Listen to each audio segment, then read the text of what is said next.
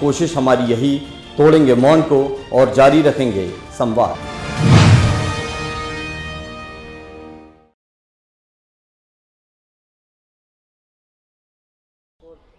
राम केवल नाम नहीं है, राम कंठ आधार है। राम जन जन में है, राम हम सब में है। राम की नाम की सार्थकता भारत के हर जीवन में है, हर जीव में है।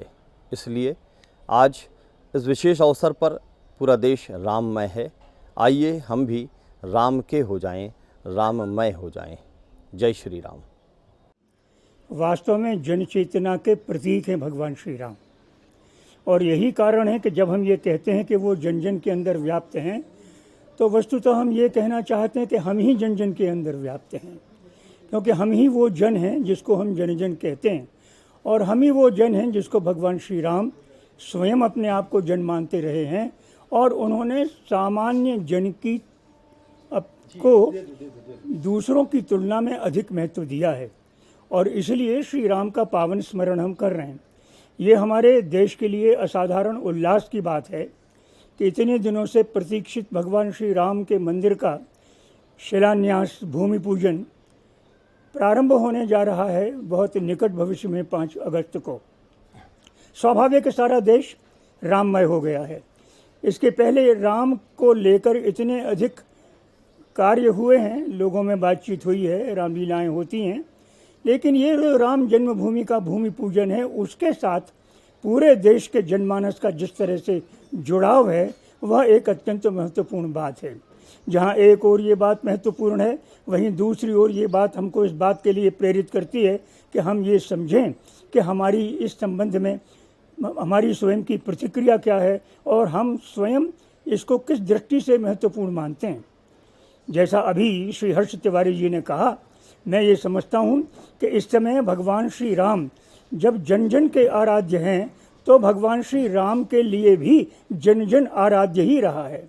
एक के बाद एक हम चलें, हम चाहे केवट को ले लें, चाहे शबरी को ले लें, चाहे और किसी भी व्यक्ति को ले लें, अत्यंत सामान्य जीवन में रहने वाले व्यक्ति के साथ राम की निकटता महर्षियों से अधिक रही, राजाओं से अधिक रही है, और उन सारे देवताओं से भी अधिक रही है जो स्वार्थी रूप में उपस्थित होते रहें।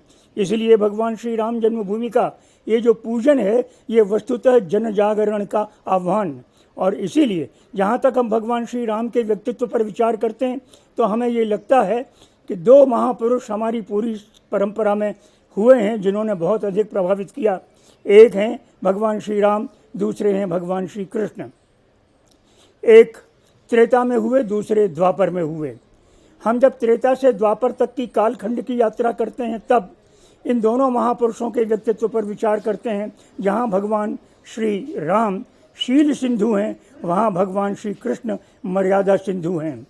मर्यादा सिंधु भगवान श्री राम हैं, शील सिंधु भगवान श्री राम हैं, लीला सिंधु भगवान श्री कृष्ण हैं। जो शील सिंधु है वो एक आदर्श है, जो मर्यादा सिंधु है वो एक आदर्श है। इसलिए जन जन जब कभी अपने भीतर विकास की कल्पना करेगा, मंगल की कामना करेगा, उदात्त मनुष्य को अपने अंतःकरण में जीवित करने की कामना करेगा, तब उसको राम की शरण में जाना पड़ेगा, राम को देखना पड़ेगा।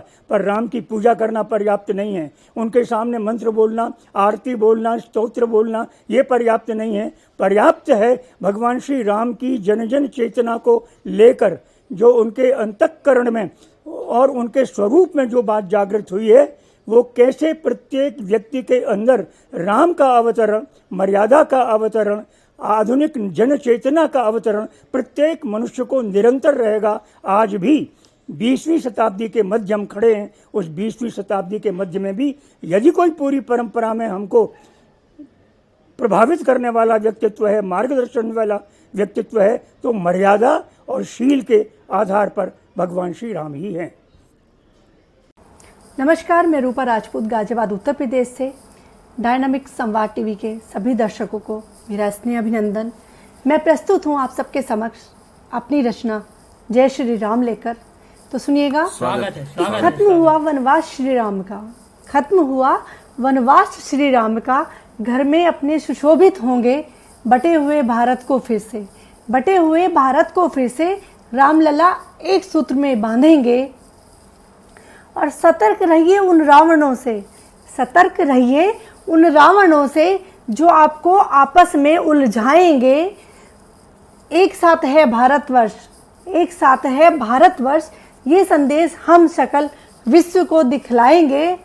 और वो मर्यादा सौहार्द प्रेम जो, वो मर्यादा सौहार्द प्रेम जो राम को मर्यादा पुरुषोत्तम राम बना गए, वो मर्यादा सौहार्द प्रेम जो राम को मर्यादा पुरुषोत्तम राम बना गए, उसी मर्यादा सौहार्द प्रेम का, उसी मर्यादा सौहार्द प्रेम का परिचय देकर, उसी मर्यादा सौहार्द प्रेम का परिचय देकर हम दुनिया को नव भारत दिखलाएंगे, हम दुनिया को नव भारत दिखलाएंगे।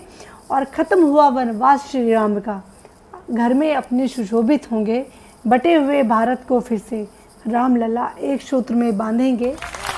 धन्यवाद। मैं आराध्या तिवारी प्रियम अपने दैनिक संवाद टीवी में आपका स्वागत करती हूँ। इसमें कहानी, कविता और राजनीति के रंग। हमारे चैनल को सब्सक्राइब कीजिए। कोशिश हमारी यही तोड़ेंगे मन को, जारी रखेंगे संवाद।